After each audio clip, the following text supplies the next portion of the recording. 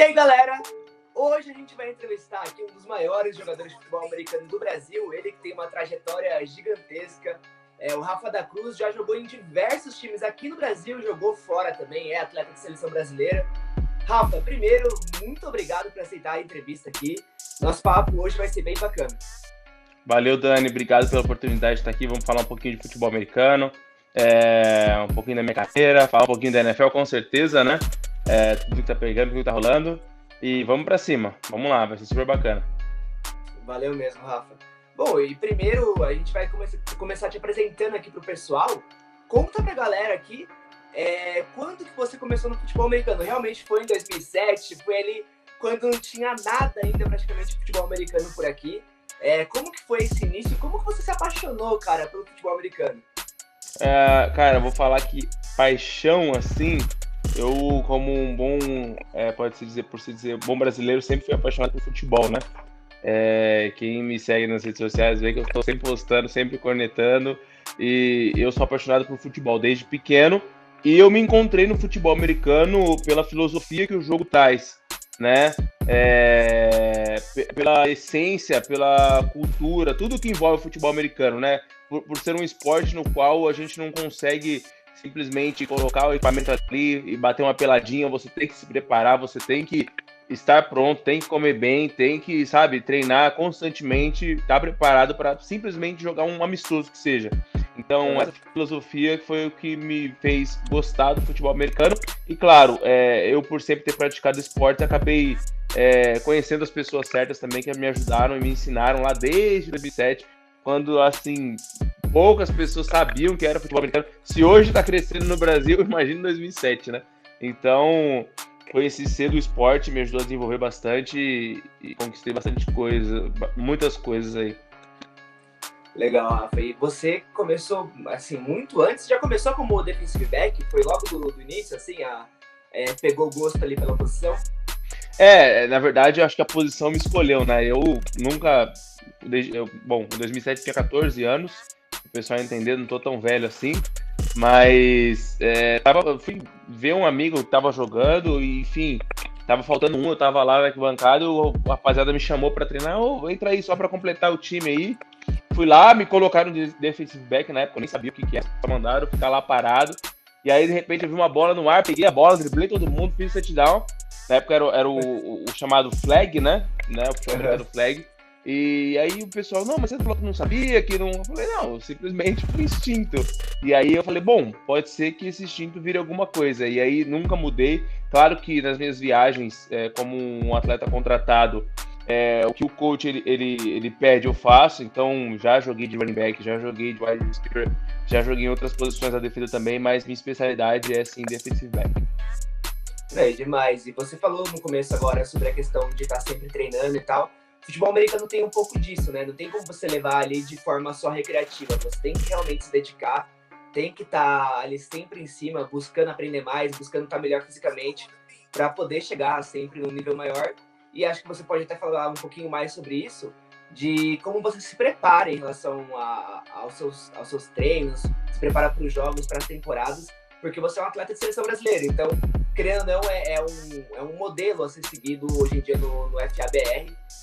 Já teve várias conquistas, tem muitos anos aí na trajetória, né? Uma estrada muito longa no FA. Como que você vê essa questão do preparo para os jogos, para as temporadas? Os jogadores, o futebol americano, por ter esse nível de competição tão alto, né? Como eu falei, normalmente jogadores de outros esportes, eles acabam migrando para o futebol americano por conta dessa competitividade, né? Ex-atletas do basquete, ex-atletas do próprio futebol, ex-atletas da luta, eles param de fazer o que eles faziam antes, mas eles acabam, por se dizer, buscando algo para preencher aquele vazio que é de competir. E o futebol americano, ele tem isso, né? Então eles acabam vindo para o futebol americano e eles entendem aos poucos que não existe, por ser, mesmo sendo um esporte amador, esse é o ponto que eu queria chegar, você tem que ser um cara profissional. Mesmo sem ganhar R$1 por aquilo, você tem que ser um cara profissional. Você tem que comer bem, você tem que treinar 1, 2 vezes por dia. E nem tô falando para você chegar no nível brasileiro, que ainda vai mais que isso. Mas só para ter a oportunidade de colocar o helmet e o shoulder e tá lá. Tem que ter esse comprometimento. Então, é o que acho que faz com que as pessoas elas não larguem o futebol americano, e por isso ele vem aumentando bastante. Você falou bastante sobre a preparação, né, para física, para as partidas. E como que você buscava conhecer ali o futebol americano e aprender mais sobre a posição naquela época? E óbvio que isso foi melhorando com a internet, melhorando com várias outras coisas também, mais gente vindo para cá ensinar e aprender também a jogar futebol americano. Como que foi essa troca de experiência? Como que você foi aprendendo mais sobre a posição? Então, eu, graças a Deus, tive bons treinadores, tá? Eu acho que o atleta que ele começa agora, ele evolui muito mais rápido que o atleta de antes, né? Pela informação, por tudo isso. Naquela época, eu tive treinadores estrangeiros, desde sempre, tá? Tirando os meus primeiro, segundo ano, mas eu sempre tive um italiano que morou nos Estados Unidos, já tive treinador mexicano que tem uma informação mais limpa, treinadores americanos, então a informação para mim sempre chegou limpa, a água sempre chegou limpa, né, para eu beber. Então eu acho que foi por isso que o meu nível, eu consegui aumentar o meu nível em tão pouco tempo e conquistar bastante coisa. Já hoje em dia, com esse mar de informações que os atletas têm, eu acho que o atleta ele consegue 1 ano de futebol americano agora equivale a 3, 4 anos do passado em relação à melhora, né, em relação a adquirir conhecimento, enfim, aprimorar a técnica. Você também chegou a jogar na The Spring League, né? Ali uma experiência legal, diferenciada que você teve. Como foi essa experiência lá e o aprendizado que você teve na Spring League? A Spring League para quem não sabe, é uma liga alternativa americana, né? Que eles jogam lá no inverno dos Estados Unidos. Uma liga de inverno onde eles vão em contraponto da NFL, né? Então, quando não tem futebol americano profissional, que é a NFL, quando não tem college, eles sempre nos Estados Unidos tentam criar umas ligas alternativas, e foi essa na qual eu fui convidado. Somente atletas convidados conseguem entrar. E eu fui o primeiro e até hoje o único brasileiro que conseguiu chegar lá. É um nível alto, onde os atletas que estão lá, eles estão para se mostrar para os olheiros, né, da NFL. Então, tinham vários atletas que já foram de algum time da NFL, queriam estar mostrando, fazendo vídeo. Atletas que acabaram de sair da boas universidades, estavam lá para fazer vídeo, e eu lá no meio, né? Então, foi uma experiência sensacional. Teve o lado ruim também, que lá eu acabei machucando o LCA, né? Que inclusive ainda estou recuperando. Mas, assim, a experiência que eu tive extra-campo foi sensacional. E já tenho o convite para voltar no final desse ano. Só estou esperando recuperar esse meu joelho. E por eu ter machucado lá, eles gostaram bastante de mim, um pouco que eu mostrei. Então, eu já tenho umas portas abertas aí para voltar no final do ano e terminar o que eu comecei lá. Legal demais, Rafa. Você é um atleta que você teve experiência internacional, ganhou títulos mundo afora, aí chegou a jogar na Áustria, chegou a jogar na Sérvia, Turquia, México. É um jogador que realmente saiu do Brasil e conseguiu realmente ser um jogador de futebol americano lá fora, que muita gente tenta aqui. Algumas pessoas falam que tentam, que não conseguem, mas a gente vê que você realmente conseguiu esse sonho que é de muitos atletas brasileiros hoje em dia. Conta pra gente, qual que é a principal diferença de jogar lá fora, tanto em nível técnico e até de estrutura em relação ao Brasil? A maior diferença em relação ao Brasil é estar fora do campo de futebol americano, né? Em relação ao país, como os países lá fora, eles se lidam assim culturalmente com o esporte, né? Aqui no Brasil a gente tem uma genética assim surreal para criar atletas, mas não incentivo, né? Então eu fui para países como a Áustria, que é um ovo, países como o México, onde no futebol americano se dá um apoio maior, né? Principalmente no México, mas a Áustria é o menor um estado do Brasil. Então como é que eles conseguem ser uma potência no futebol americano? Porque existe o investimento, existe o apoio, existe chegar a criança, ir lá na escolinha da criança e falar que existe futebol americano.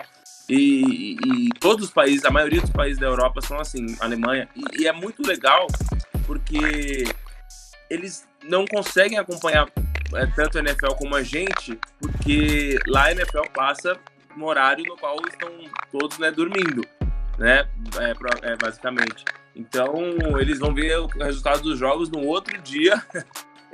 E a gente ainda tem esse privilégio de estar iniciando a madrugada, de estar conseguindo acompanhar. Acho que talvez por isso também o Brasil né, tem um dos maiores espectadores de NFL, mas o grande diferencial que eu vi em todos os países que eu fui é o apoio ao esporte, o incentivo ao menino. E não só... Aqui no Brasil, acho que até tem, só que só pro futebol, né? A cada esquina a gente vê uma escolinha, vê alguma coisa, tem quadra em todos os lugares, mas nós somos um berço de atletas, mas falta esse desenvolvimento, né? Agora falando um pouquinho mais de país, né? De organização. Você chegou a jogar com o Fadini lá no Frio, foi? Eu cheguei a entrevistar ele recentemente aí, eu vi umas fotos de vocês dois. Sim, nós fomos para lá juntos, né? Ele foi a primeira experiência dele na Europa. Ele, na verdade, ele se casou, né? Lá, ele se casou com uma alemã e lá eles vivem juntos. Tanto que eu voltei e ele ficou e tá lá até hoje. Mas o Fadini é meu irmãozão, já conheço ele há muitos anos. A gente jogou aqui em BH todos os anos.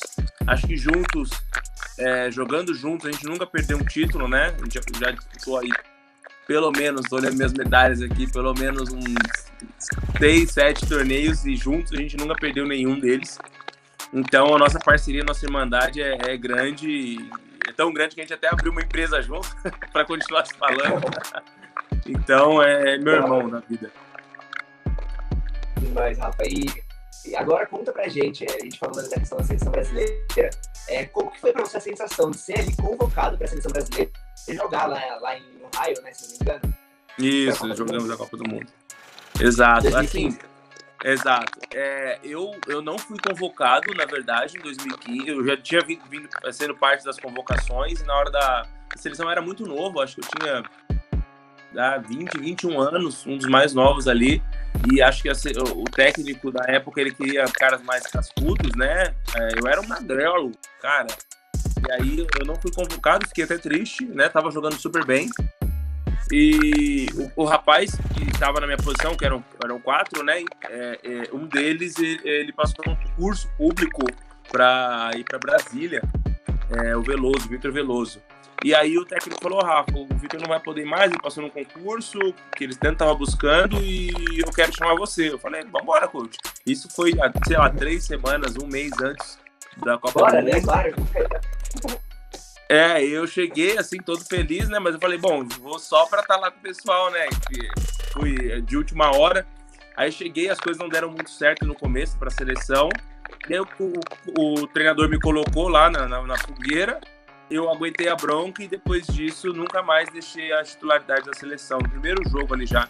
Então fui de um rapaz ali que não foi convocado, desacreditado até, para titular da seleção na Copa do Mundo. Foi para mim uma experiência sensacional e me fez crescer bastante. Foi de lá que eu fui diretamente para o México e comecei minha carreira internacional no futebol americano.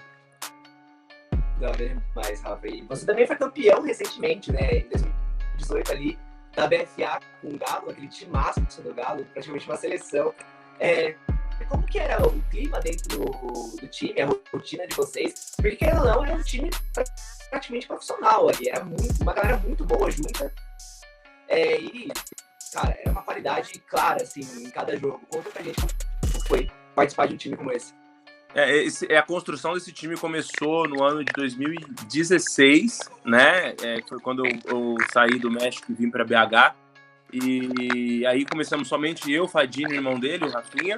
E aí, em 2017, esse mesmo time se tornou Cruzeiro, né? E montamos ali também uma seleção. E em 2018 se manteve aquele trabalho, né? O treinador mudou, o Dan Levy foi embora, mas o time até chamou mais reforços, né? Foi realmente uma seleção.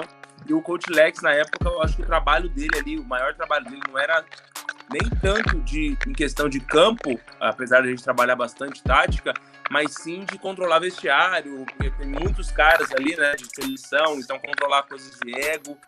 Então, mas assim, o clima era sensacional, fazer churrasco todo final de semana, a gente tem um grupo ainda daqueles jogadores, então a gente se divertiu muito, né? 2019 eu cheguei mais no final do campeonato, joguei apenas 3 partidas, o clima já não era o mesmo, os atletas já não eram os mesmos também, nem o treinador era o mesmo, não tivemos o mesmo sucesso, talvez por conta disso, por esse controle de vestiário, por essa questão de ego, muitos caras, não vou falar nem, tipo um time do Flamengo, né?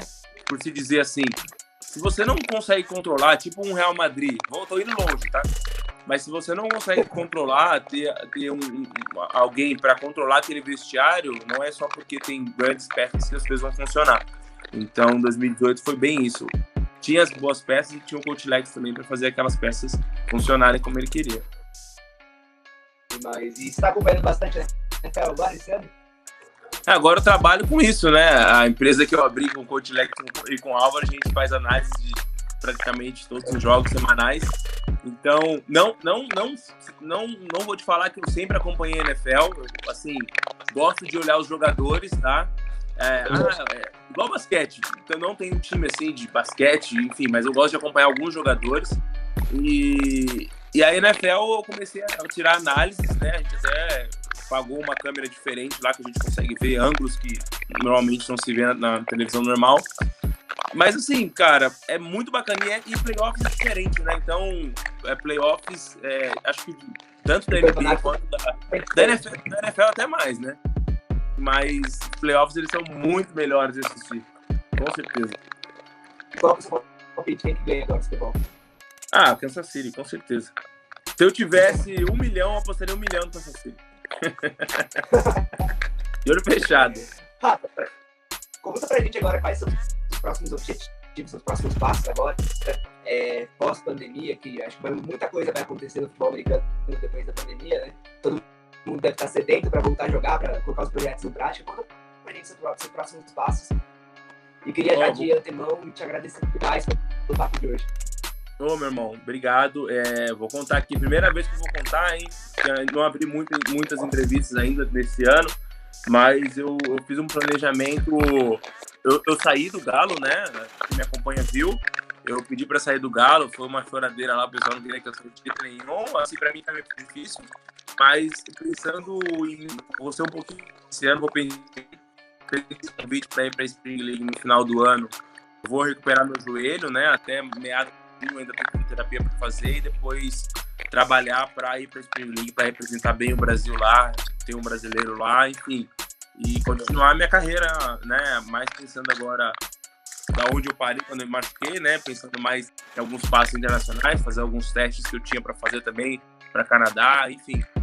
E esses são os meus planos, mas como a gente sabe, a vida é uma caixinha de surpresa, né? Estilo Joseph Klimber aqui. Então vamos ver o que vai acontecer.